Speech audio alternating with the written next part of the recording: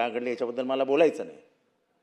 पण अध्यक्ष महोदय, मी आपल्याकडे काल निवेदन केलं होतं की माझ्या व्हॉट्सअपवरती, माझ्या ह्याच्यावरती मला अत्यंत गलिच्छ भाषेमध्ये शिवीगाळ करण्यात आली, मला मारण्याची धमकी देण्यात आली. मला बोलू द्या अध्यक्ष महोदय. त्याच्याबद्दल या विषयावरती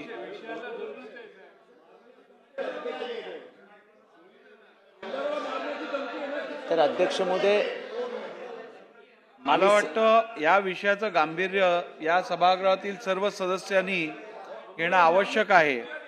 तुम्हाला इतर सगळ्या गोष्टी ज्या आहेत त्या तुम्ही यापूर्वी दालनात येऊन मला सांगितलेल्या आहेत.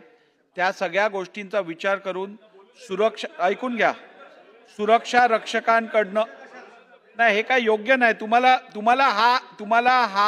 तुम्हाला हा विषय जर पॉलिटिसाइज करायचा असेल तर हे योग्य नाही. मला वाटतं आपल्याला सभागृहाच्या भावने उल्लेख करायला बंदी करणं योग्य नाही. त्यांना बोलू दे ना.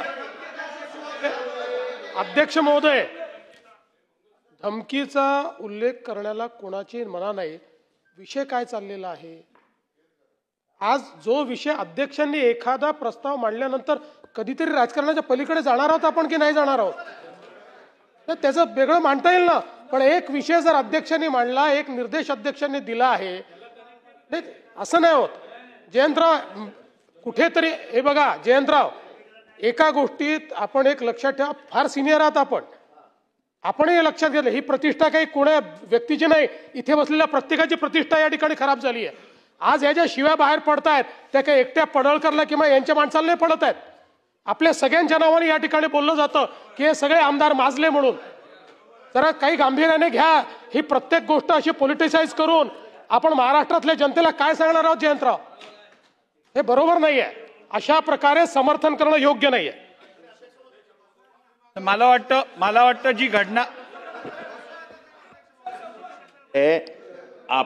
आपण जेव्हा बोललात आणि मुख्यमंत्री महोदय की नितीन देशमुख माझ्याबरोबर आला, त्याचं स्पष्टीकरण द्यायला मी उठलो की मी एकटाच आलो, तेव्हा झालेल्या गोष्टीबद्दल जी कोणी केली, काय झाली, ह्याच्याशी माझा काही संबंध नाही.